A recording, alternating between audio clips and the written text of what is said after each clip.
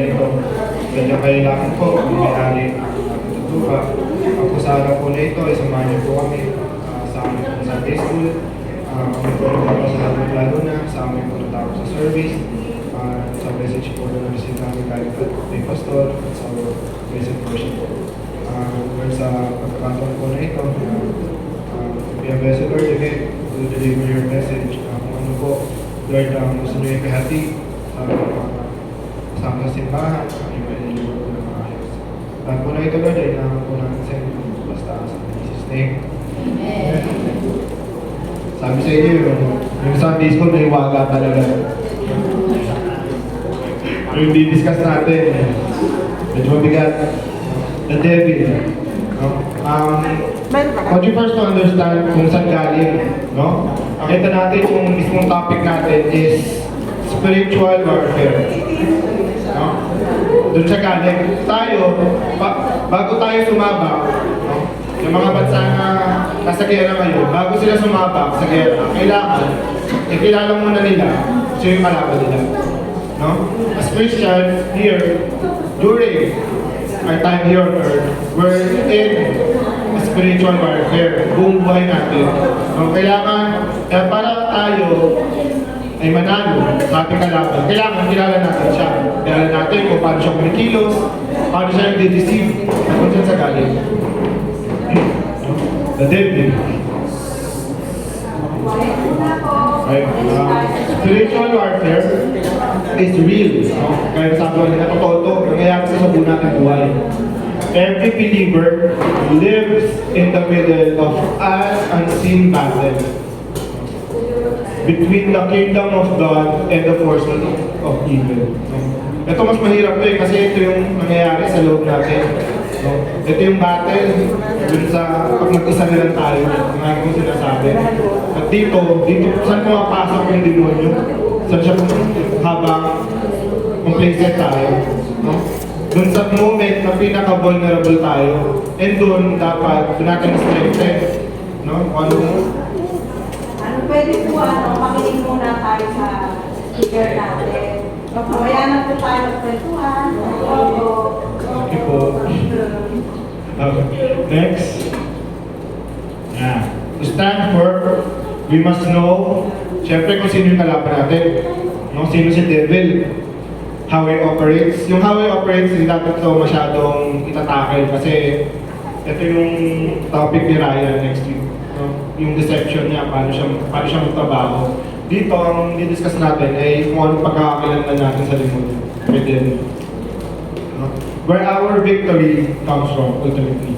No? The Bible clearly teaches that our enemy is the devil, also called Satan. And who's the devil? Sino nga ba itong demonyo to? Nung ano yun, pagkabata ako kasi sobrang pikula-pikula yung nanay ko yung tao ko sa akin. Siyempre, ano lang yun. Word of affirmation. Word of affirmation lang. Tsaka ano, yung may isa pang joke akala kong bata ako, bilahi akong foreigner. Bakit? Bilahi akong foreigner. Kasi sabi lagi ng nanay ko, Portuguese kong bata. Akala ko Portuguese ako. Hindi ba? Yan pala yung sabihin. Nasa church tayo. Hindi ba tayo? Ako po, kailangan ng European. Portuguese yun. Sabi sa inyo yung history ng dark jokes. Nung dati kasi yung mga jokes nakakatawa talaga. Ang dark, no? Tapos ngayon, huwag yan, bawal yan eh. Hanggang natuwa mo sa dark jokes. So the devil was originally created as an angel. Meron po bang pangalan si Satan ng angel siya? Yes. Ano po? Lucifer. So yung talagang angel name niya? Lucifer. Original name. Yun ang angelic name niya. So God did not create the devil as evil. No? Again, create siya as angel. No? He was once part of God's angelic creation. Sobrang pure, parang naging angel ka. And Anong naging cause ng fall niya? Right? Alam ko na, discuss na natin yan. Mamaya, babahagyan natin yung pride versus humility. So, kasi itong pride, dahil sa kanyang mga, basahin mo na natin. From Isaiah 14 verses 12 to 15. Tagalog para mas maliit. So, nahulog ka mula sa langit, ikaw na tinatawag na tala sa umaga. Ibinagsak ka sa lupa, ikaw na nagpasuko ng mga bansa. Sinabi mo sa iyong sarili, aakit ako sa langit at ilalagay ko ang aking trono sa itaas ng mga bituin ng Diyos. Uupo ako sa itaas ng bundok na pinagtitipunan ng mga Diyos sa bandang hilaga. Aakit ako sa itaas ng mga ulap at magiging gaya, magiging gaya ng kataas-taas ng Diyos. Pero ano nangyari sa iyo? Dinala ka sa lugar ng mga patay sa pinakamalalim na lupa. Nakita niyo yung kasi nung binabasa ko, sabi ko sobrang diin naman ito. Parang revenge arc sa anime. Revenge arc, villain arc. Kaya siguro minsan, yung mga naniniwala kay Satan, mga samba kay Satan, naniniwala sila sa revenge. Feeling nila, dahil tinakul siya ng Diyos, kawawa naman si Satan. So ngayon, yung revenge season niya, nandun sila. Kawawa. Ito kasi, sobrang malupit naman itong Diyos na to. Ano bang ginawa ni Lucifer? Para mangyari sa kanya yun, para ipadala siya doon. So yung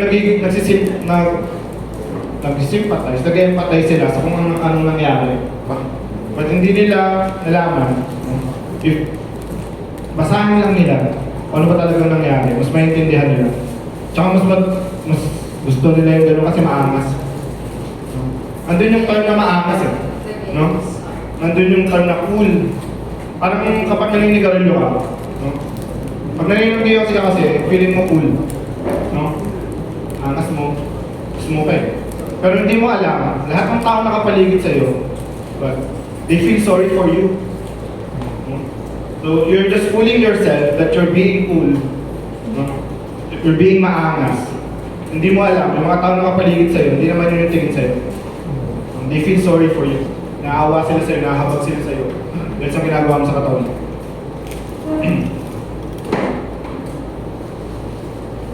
And yeah, that's the same with pride. Kasi sinulat ko dito, pride is when we replace God's will with our will.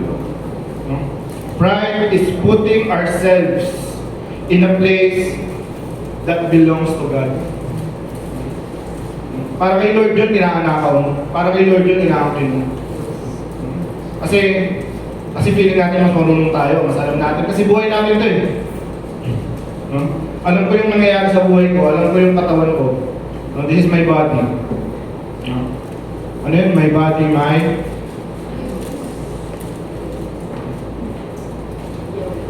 YOLO. And hindi natin alam that pride deceives.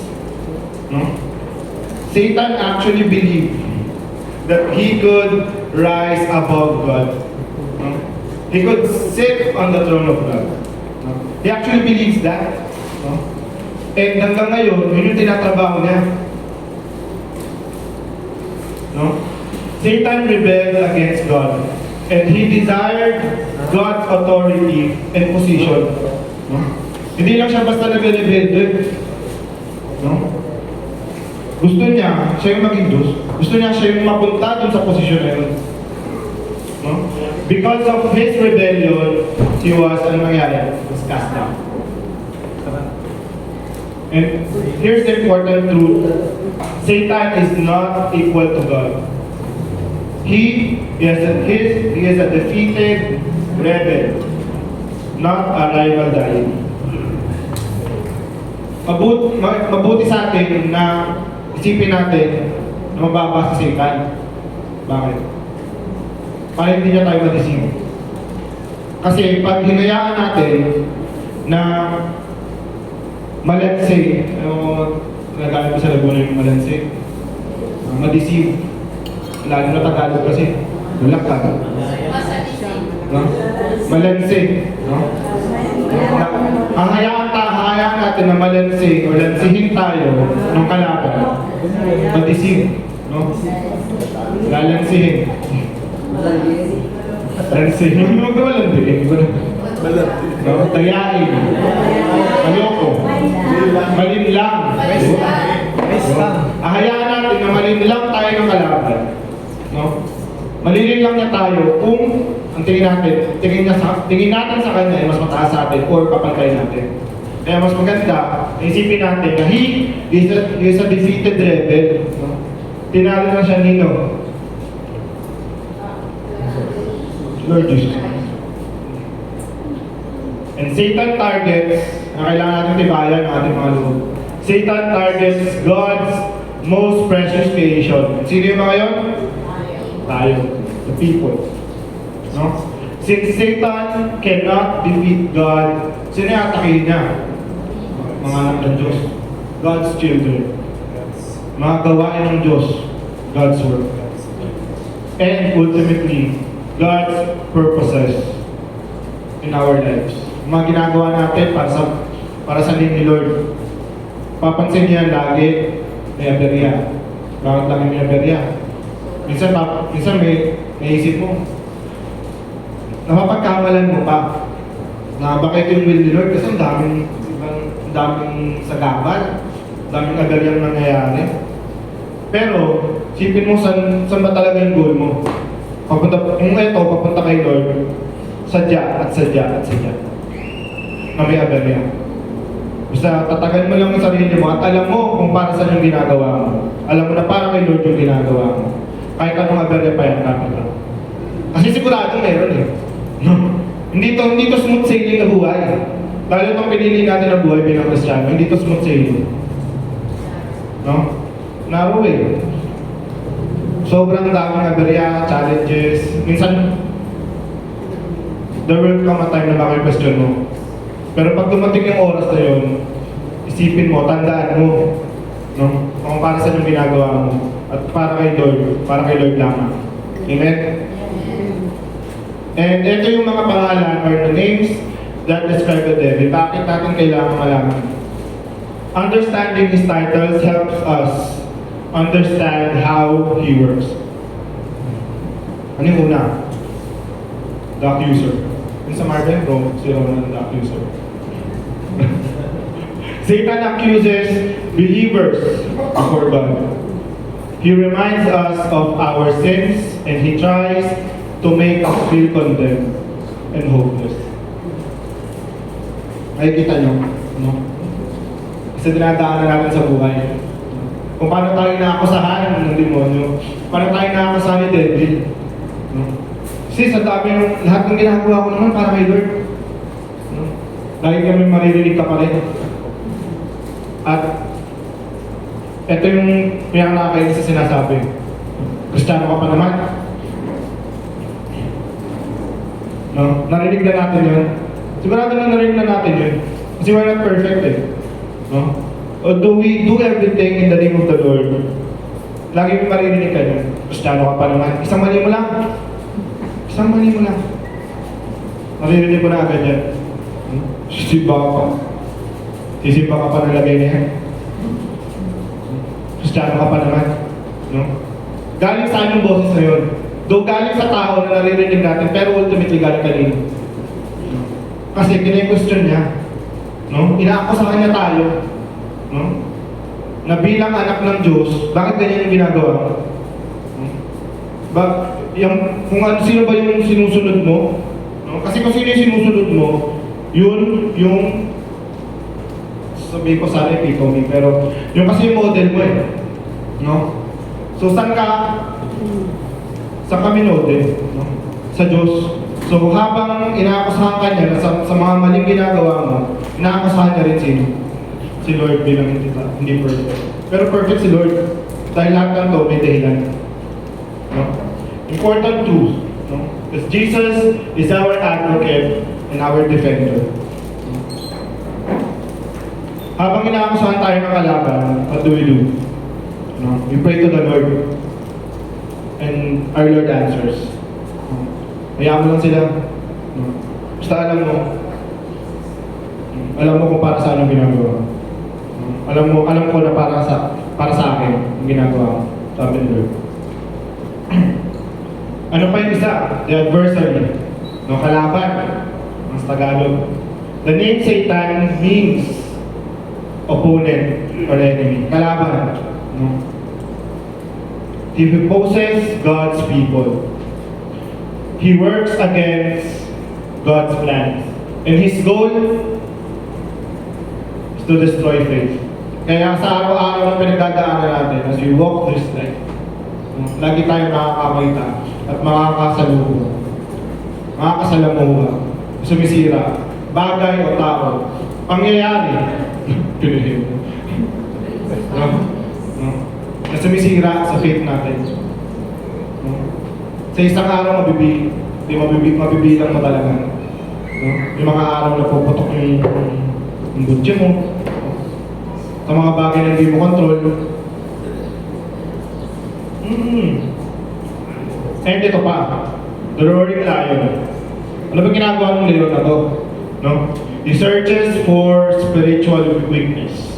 He attacks when believers are careless or distracted or even complacent. Doon siya umatake. No? Doon sa mga pagkakataon na chill lang tayo. No? Lutang-lutang lang tayo.